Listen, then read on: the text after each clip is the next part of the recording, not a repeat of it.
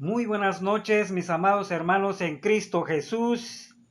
En esta noche los saludo en el nombre de nuestro Señor Jesucristo. Que cada uno de ustedes estén en sus hogares gozando las grandes bendiciones que Dios les ha dado. En esta noche vamos a proseguir con el capítulo 15 de Lucas, terminando con la tercera parábola que nuestro Señor Jesucristo narró en este capítulo. Vamos a leer entonces del 11 al 32. Dice la palabra de nuestro Dios. También dijo, un hombre tenía 2 hijos, y el menor de ellos dijo a su padre, Padre, dame la parte de los bienes que me corresponde, y los repartió los bienes.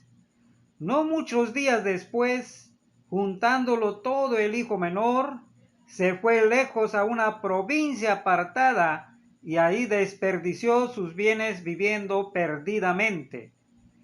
Y cuando todo lo hubo malgastado, vino una gran hambre en aquella provincia y comenzó a faltarle. Y fue y se arrimó a uno de los ciudadanos de aquella tierra, el cual le envió a su hacienda para que apacentase cerdos. Y deseaba llenar su vientre de las algarrobas que comían los cerdos, pero nadie le daba. Y volviendo en sí, dijo, ¿cuántos jornaleros en mi casa de mi padre tienen abundancia de pan y yo aquí perezco de hambre? Me levantaré e iré a mi padre y le diré, Padre, he pecado contra el cielo y contra ti. Ya no soy digno de ser llamado tu hijo, hazme como a uno de tus jornaleros. Y levantándose vino a su padre, y cuando aún estaba lejos lo vio su padre, y fue movido a misericordia, y corrió y se echó sobre su cuello, y le besó. Y el hijo le dijo, Padre, he pecado contra el cielo y contra ti, y ya no soy digno de ser llamado tu hijo.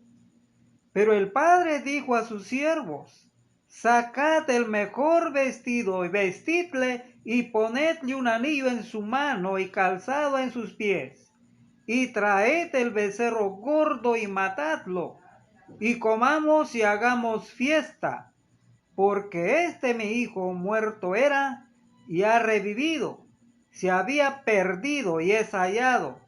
Y comenzaron a regocijarse. Y su hijo mayor estaba en el campo, y cuando vino, llegó cerca de la casa, oyó la música y las danzas, y llamando a uno de los criados, le preguntó qué era aquello. Él le dijo, tu hermano ha venido y tu padre ha hecho matar el becerro gordo por haberle recibido bueno y sano. Entonces se enojó y no quería entrar. Salió por tanto su padre y le rogaba que entrase. Mas él respondiendo dijo al padre, he aquí tantos años te sirvo, no habiéndote desobedecido jamás, y nunca me has dado ni un cabrito para gozarme con mis amigos. Pero cuando vine tu hijo, que ha consumido tus bienes con rameras, has hecho matar para él el becerro gordo. Él entonces le dijo, Hijo, tú siempre estás conmigo, y todas mis cosas son tuyas. Mas era necesario hacer fiesta y regocijarnos, porque tu hermano era muerto y ha revivido, se había perdido y es hallado. Gracias, mis amados hermanos, por la palabra de nuestro Dios. Este pasaje que es muy interesante para la vida de cada uno de nosotros. No solamente para nosotros, sino también para todas aquellas personas que aún no encuentran la luz, no encuentran el camino verdadero en donde caminar. Pues en esta noche vamos a meditar en este pasaje muy hermoso, por lo cual nuestro Señor Jesucristo, como habíamos dicho antes, pronunció 3 parábolas, y en la última que estamos viendo es esta, que es del Hijo pródigo. La parábola representa a Dios primordialmente como Padre común de justos y pecadores, de fariseos y publicanos dentro del pueblo de Israel, no de toda la humanidad, aunque lo es potencialmente de todos los hombres, 2 Corintios 5, 19, 21. Para demostrar esto, basta con comparar por una parte Juan 1, 12, 13 con 8, 41, 44 y por otra el varones hermanos en boca de israelitas, Hechos 2, 37, con él señores en boca de un gentil, Hechos 16, 30.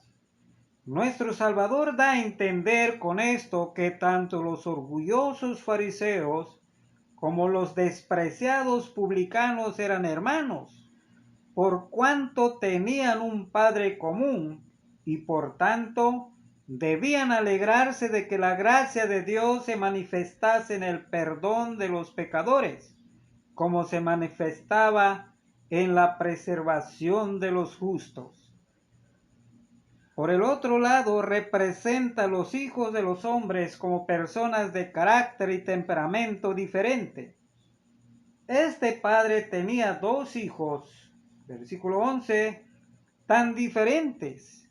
Uno de ellos reservado y austero, sobrio, pero malhumorado. Con cuantos le rodeaban, rígido como era, se adhería a las normas de ellas. El otro era frívolo e inquieto, impaciente y sin freno, vago y libertino, deseoso de hacerse con la herencia para derrocharla en cuanto cayeran en sus manos. De ahí le viene el nombre de pródigo en su peor sentido. Ahora bien, este segundo hijo representa a los publicanos y pecadores y en un sentido más lejano a los gentiles. El primero representa a los escribas y fariseos y en un sentido más lejano a los judíos en general.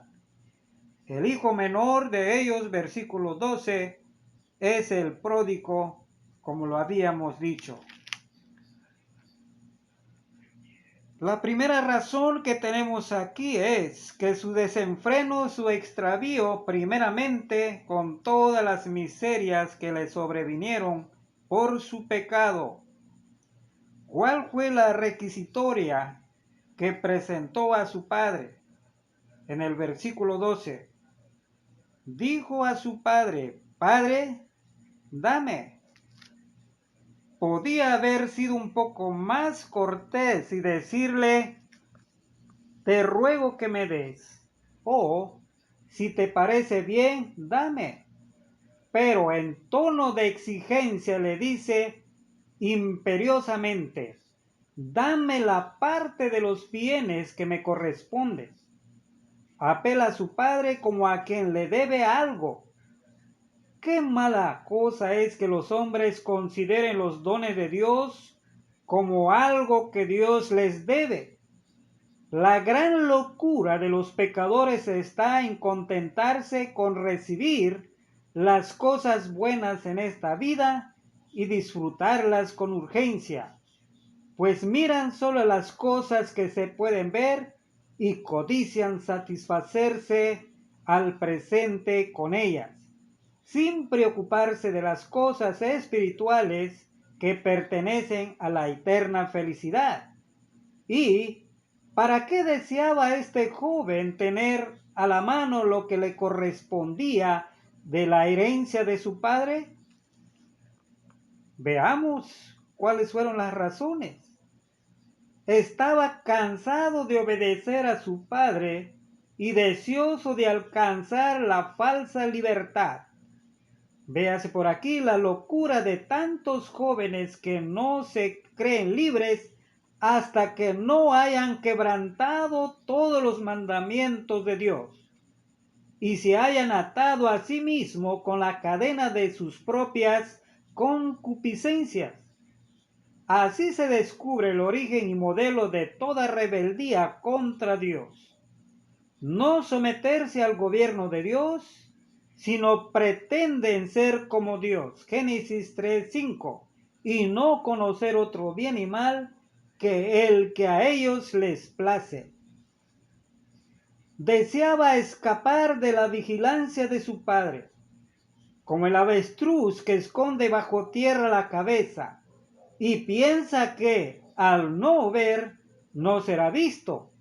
También el pecador se esconde de Dios, olvidándose de la consistencia y la omnisciencia divina. Se hace así prácticamente ateo. Salmos 14:1. Como si Dios no existiese ni se ocupase de él por no ocuparse él de Dios. No tenía confianza en la administración de su padre. Quería tener sus bienes en sus propias manos a fin de que su padre no le frenara en el derroche de su fortuna, ni le pusiera límite en la extravagancia de sus caprichos. Estaba engreído, tenía una opinión muy alta de su propia suficiencia. Pensaba que si tenía en sus manos la fortuna que le correspondía, haría de ella mejor uso que el que su padre estaba haciendo. No hay cosa que tanto arruine la vida de un joven como su orgullo y suficiencia. Mas, sin embargo, la actitud de un padre, cuán amablemente condescendió su padre con él y le repartió los bienes, versículo 12b.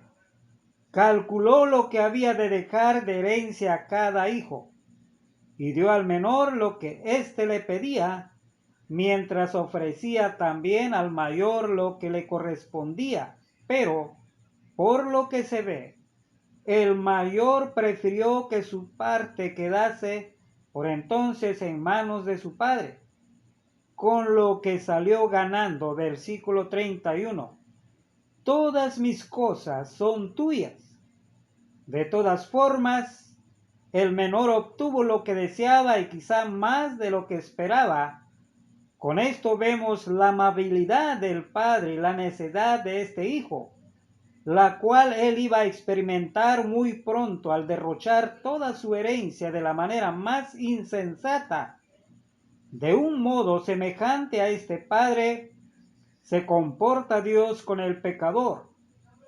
No fuerza a nadie a quedarse en su casa, bajo su dominio suave y paternal, sino entrega a los hombres a los deseos de sus propios corazones. Salmos 81:12, Romanos 1:24, 26, 28, 2, 4, 11. ¿Cómo administró los bienes cuando los tuvo en sus manos? Se dio prisa a gastarlos cuanto antes, tanto que en muy poco tiempo se convirtió a sí mismo en un miserable mendigo. No muchos días después, juntándolo todo el hijo menor, se fue lejos a una provincia apartada y ahí malgastó sus bienes viviendo perdidamente. Versículo 13. Ahora bien, la condición del pródigo en este extravío es un buen ejemplo de la condición pecadora en la que todo hombre ha caído en este pecado. El estado del pecador es de apartamiento y distancia de Dios. Es el pecado lo que nos separa de Dios. Isaías 59:2.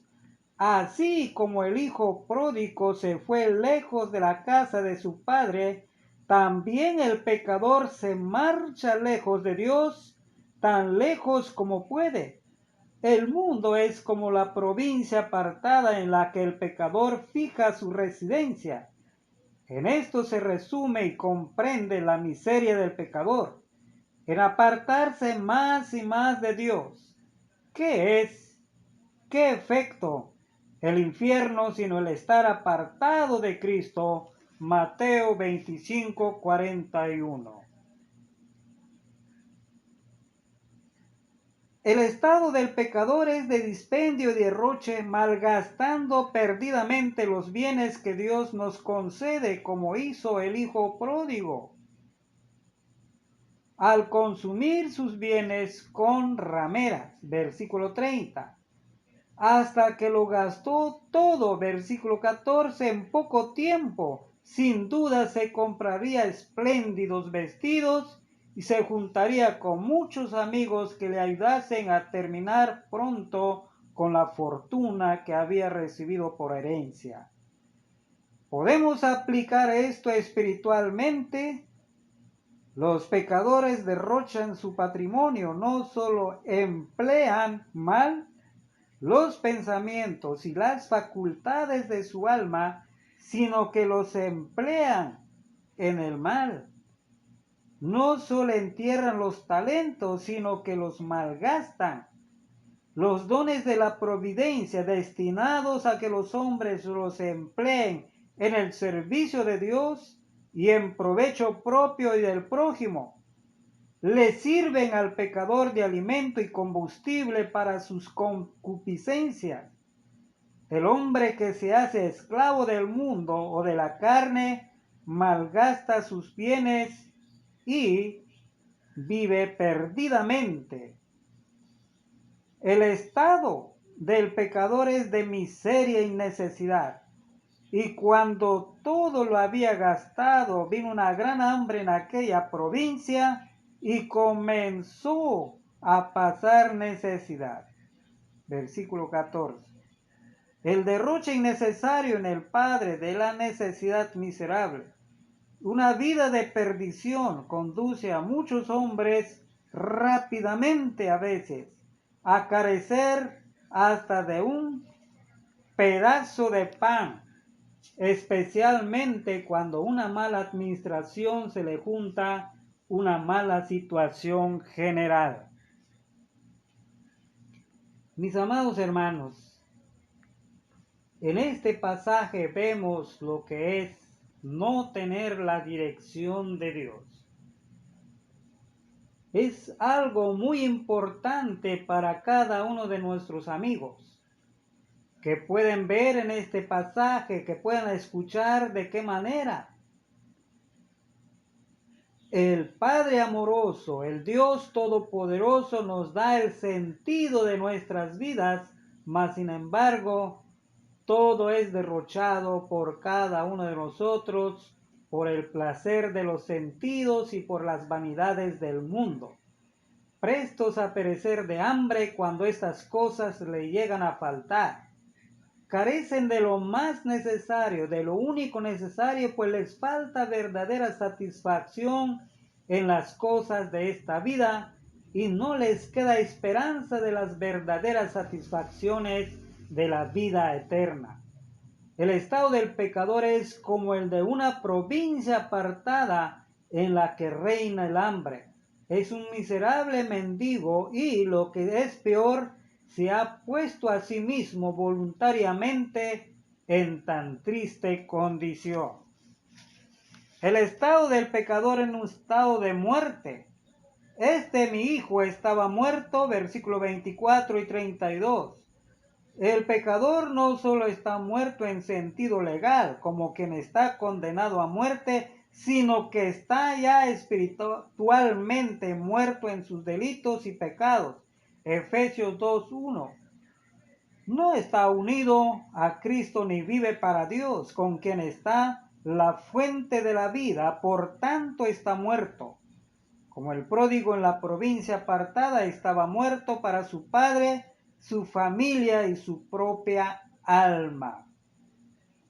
Bendito sea nuestro Dios, quienes hemos recibido a Cristo Jesús en nuestro corazón. Porque el estado del pecador es de perdición. Mi hijo se había perdido para todo lo bueno que había en casa de su padre. Las almas que estaban separadas de Dios están perdidas como un viajero que vaga sin rumbo, extraviado, y que, si no lo remedia la misericordia de Dios, se perderá para siempre y sin recuperación. Su arrepentimiento y su regreso. Después vamos a observar aquí qué fue lo que motivó su conversión. Fue caer en la cuenta de su miseria, cuando se vio en extrema necesidad, que entonces volvió en sí. De la misma manera, cuando el Espíritu Santo aplica a un alma el fruto de la redención del Calvario, primero lo convence de su estado miserio y de pecado. Como los israelitas mordidos por la serpiente venenosa allá en Números 21:9. Las pruebas y aflicciones, cuando van santificadas con la gracia divina, son un medio admirable para hacer que el pecador se vuelva a sus caminos extraviados. Cuando nos percatamos de la incapacidad de las criaturas para hacernos felices y hemos probado en vano todos los métodos posibles para aliviar la sed de nuestra alma, es entonces el tiempo propicio para reflexionar razonablemente y pensar en volvernos a Dios. Amados hermanos, ¿qué fue lo que preparó el regreso de este hijo pródigo? Fue la reflexión. Volvió en sí, recobró el recto uso de su mente y pensó: ¿cuántos jornaleros en casa de mi padre tienen abundancia de pan? La reflexión es el primer paso para la conversión. Consideró cuán crítica era su situación. Aquí perezco de hambre. Mis amados hermanos, es algo tan importante reflexionar, pero también hay que ver la otra parte, la resolución que tomó el pródigo. Sus reflexiones dieron paso a una correcta conclusión. Me levantaré e iré a mi padre. Y levantándose marchó hacia su padre. Esto es lo que nos dice el versículo 20. Gracias a Dios, cuando reflexionamos, cuando decidimos tomar el curso de nuestras vidas en las manos de nuestro Señor Jesucristo y declarar y decir, rogarle de esta manera, sin excusas ni tapujos, nuestro pecado. Padre, he pecado, por cuanto todos pecado y hemos de reconocer que hemos pecado. Lejos de poner atenuantes a su culpa, el pródigo va a cargar con toda la responsabilidad de su pecado. He pecado contra el cielo y ante ti. Versículos 18-21. Esto debe enseñar a los hijos insumisos, desobedientes, que las ofensas contra sus padres son pecados contra Dios. Pues pecado es un desprecio a la autoridad de Dios, sea cual sea. Vemos pues la malignidad del pecado al atreverse a subir tan alto contra el cielo, pero es una malignidad necia y altanera porque es impotente. Nadie puede hacer daño al cielo, más aún lo que se arroja contra el cielo viene a caer sobre la cabeza del que lo arroja. Finalmente vemos que el pecado se comete ante la vista de Dios, cuya mirada todo lo penetra, y ante ti. Gracias, nuestro Dios Todopoderoso, que cuando reflexionamos, tomamos decisiones, es porque estamos dispuestos a reconocer que ha perdido todos los derechos a disfrutar de los privilegios que competen a los hijos. Ya no soy digno de ser llamado hijo tuyo. No niega la relación que le liga a su padre, puesto que la reconoce al llamarle padre, pero admite que su padre no la reconozca, puesto que él no lo merece. En realidad, a petición propia ya había recibido la porción de la herencia que le correspondía y no podía exigir más. Por eso es necesario que los pecadores reconozcan indignos de recibir ningún favor de Dios. Hay un ruego tan profundo que este joven hace. Ruega un puesto dentro de la casa, aunque sea el oficio más bajo. Hazme como a uno de tus jornaleros, como si dijese, con eso me conformo, pues ya es más que suficiente para mí. Si queremos imponer como condición para recibirme el que te sirva como a uno de los criados, no solo me someteré a ellos, sino que lo tendré por gran privilegio en comparación con lo que hasta ahora he sufrido de hambre, de humillación. En todo este proceso de reflexión, el pródigo siempre pensó en su padre como padre. Me levantaré e iré a mi padre y diré, ya lo vimos, pero ¿qué fue lo que hizo? A Dios le complace ser llamado Padre, tanto por los penitentes como por los suplicantes. Mis amados hermanos, de esta manera, la misericordia de Dios se cumple cuando este joven regresa a su hogar, este joven decide irse con su padre. Y antes de llegar a su casa, cuando él decidió ir, y dice el versículo, que el padre ya lo estaba esperando, que su padre amoroso ya estaba ahí esperándolo para recibir a su hijo. ¿Qué fue lo que hizo el padre?